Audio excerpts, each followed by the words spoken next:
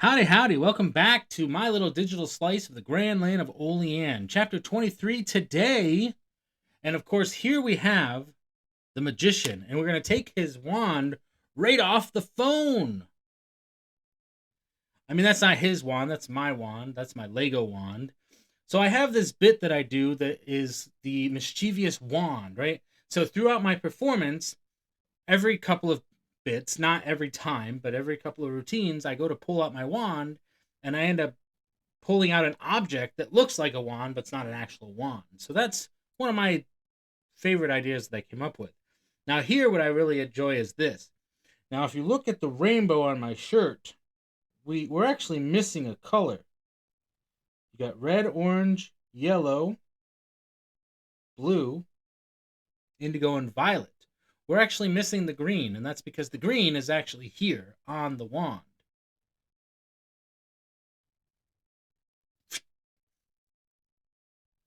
Ta-da! We love that. Okay, it's a good time. It's a good bit. It's a good thing to add in, especially when we've got our Lego magic that we do as well as part of the set. So the wand kind of just fits into that. So let's go ahead and jump into chapter 23, Maximum Entertainment 2.0. That's chapter 24. There's 23. How to give and receive criticism. This is going to be a big one because as we start to review different things for ourselves and for others, we want to make sure that we're doing it correctly. In recent years, as chat rooms and online forums proliferated, the internet has been flooded with amateur performing and teaching magic. Some of it's good, much of it is beyond horrible. Worse, it appears to be a closed loop. Bad performers begetting bad performers.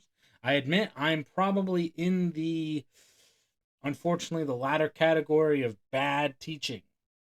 But we're trying to elevate ourselves out of that category by getting better each and every day.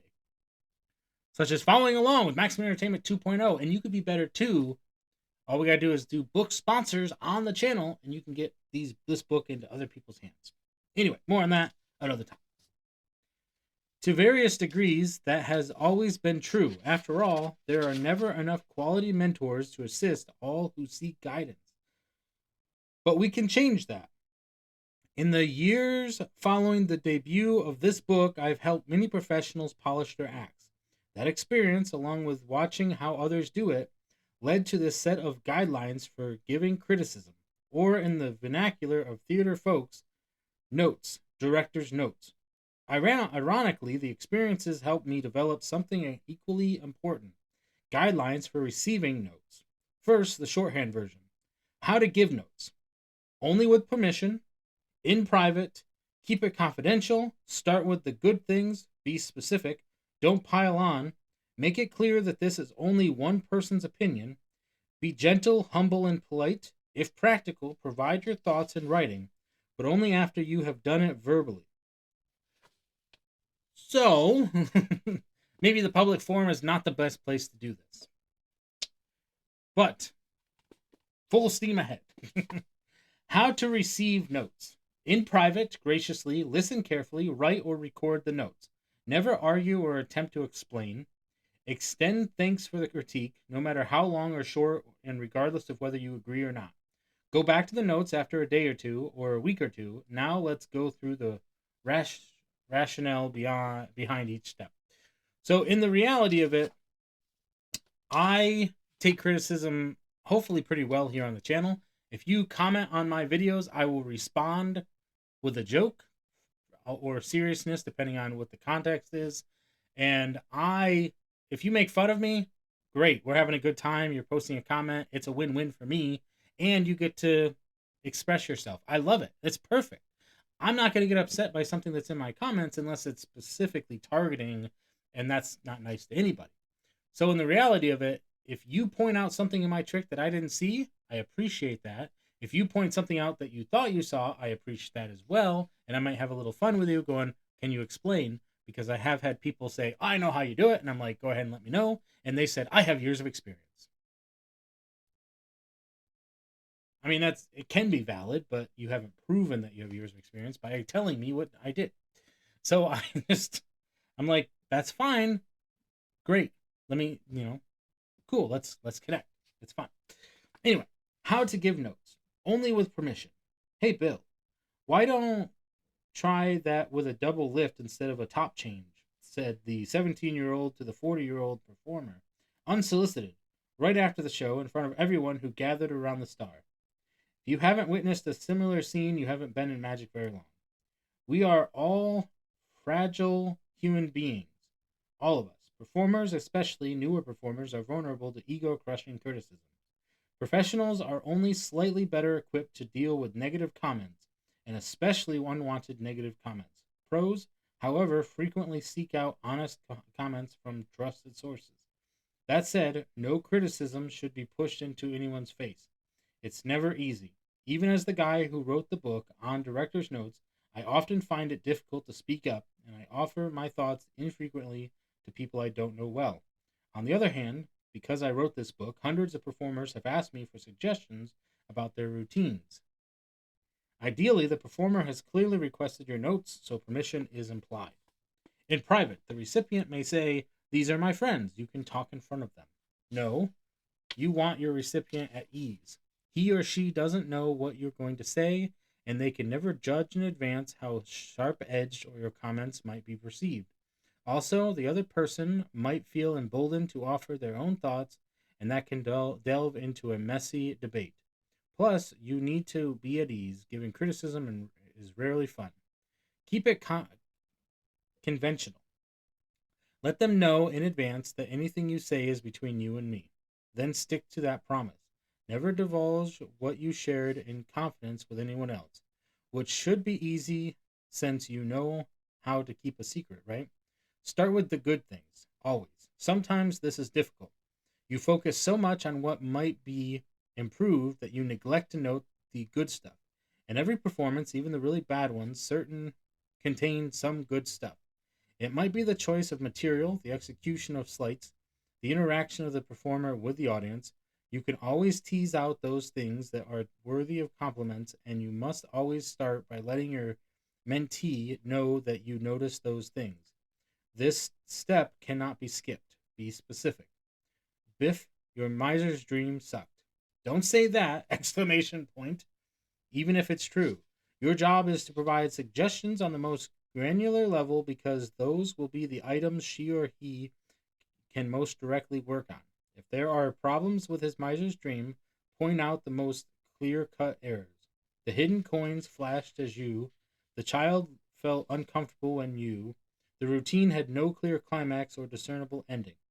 The more specific your advice, the better it will be received, and that is in turn will make it more constructive. And of course, if you can offer specific solutions, do it gently. Don't pile on. You may have many pages of specific moments in the routine that you could improve. Great. But you are not going to enumerate them all. Enumerate them all. You're going to pick a handful of very specific suggestions. The actual number of suggestions will depend on many factors, but certainly seasoned pros want and can take clear cut, honest criticisms better than those with less experience on stage.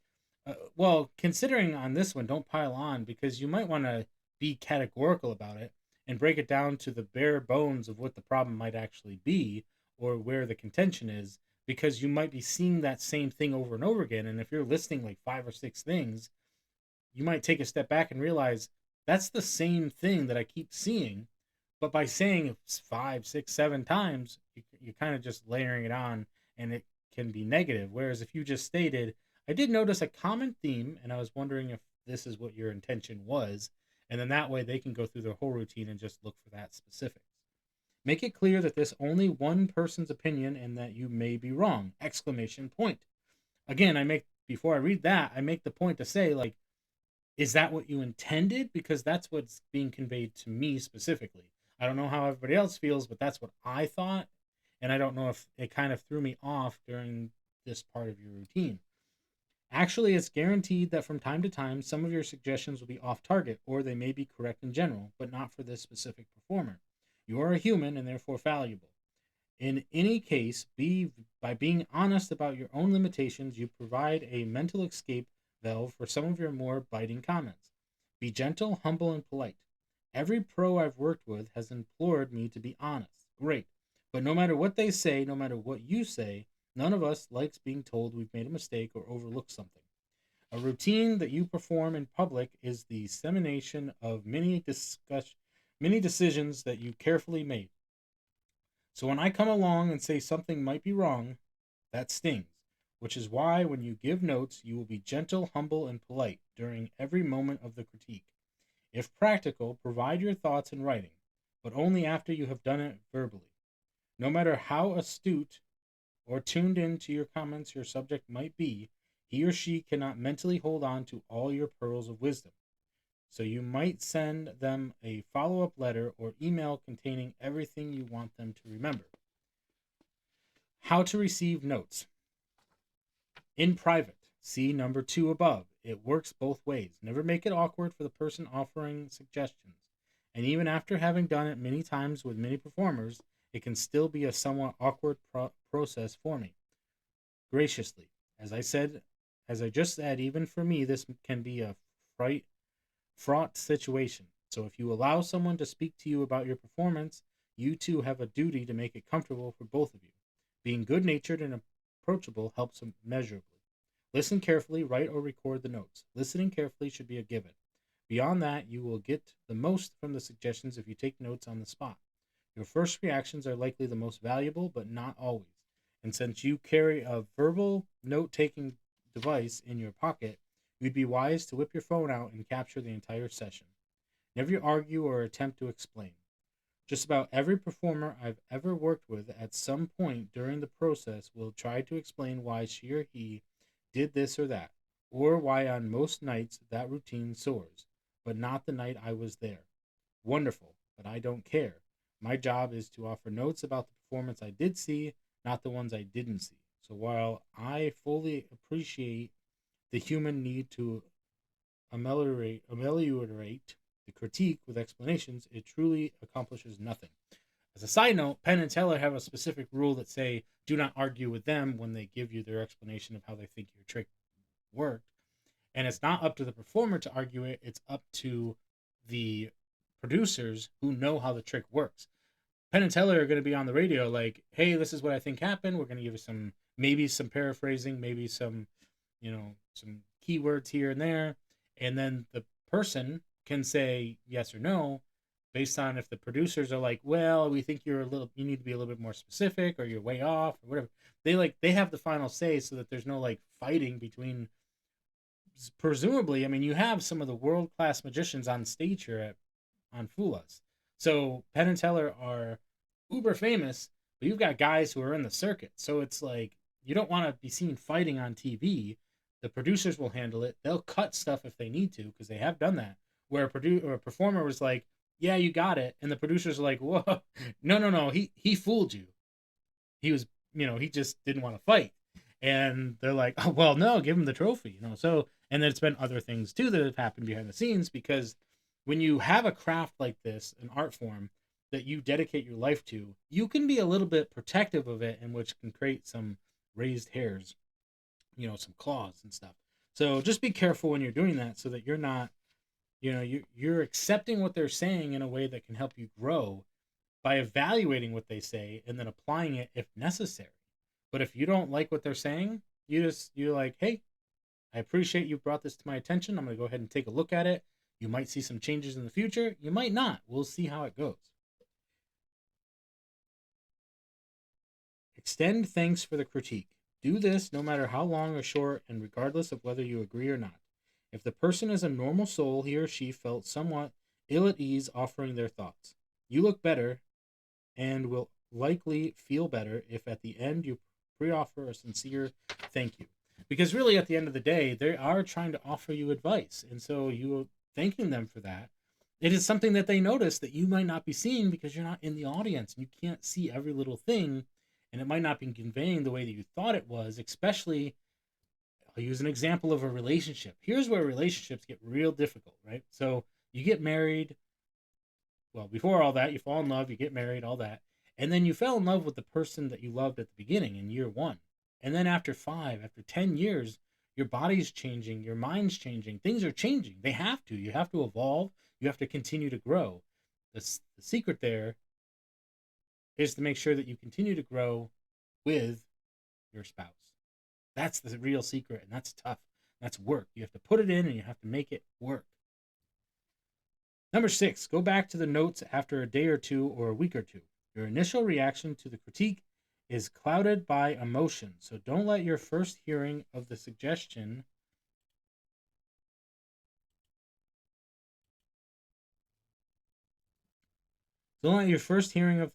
be the last word on the process. As I told the audience at my general session at Magic Live, I know this from firsthand experience. My friend Lior Minor told me, after seeing me do a college show, that I should stop doing a certain joke. I knew he was wrong, because the joke got a laugh that night as it had for the prior 30 years! Exclamation point. It was only after a few days had gone by that reality slapped me on the face and I realized, yikes, times have changed and the line was now inappropriate. Work on those suggestions you accept and reconsider those you don't. Be especially mindful of similar suggestions you've received from more than one person! Exclamation point. One of the things that I like to do, especially if I have a problem outside of Magic, I mean, I could apply this to Magic, is I would imagine all of the people in my lives that I value their input and their personality types and the types of advice they would give. And I kind of have a group therapy session where I go around the room and listen to all of the advice that would have or has been given to me about a certain thing. And then I make a decision based on that group therapy session with them. And I just kind of imagine that this conversation is happening. I flush out some ideas to make sure that things are going this way or that way. You could probably really make that work, especially if you did it here, where after you're taking a look at the notes, consider yourself in the moment after your show, the high adrenaline, or consider yourself during the session when you're protective because your defenses are up, and then consider yourself a couple days later when your emotions are gone and now you're just thinking about it in the back of your head, like, oh, wait a minute, like he did here, that joke, it is getting laughs, but it's not really fitting in anymore, so I gotta get rid of it.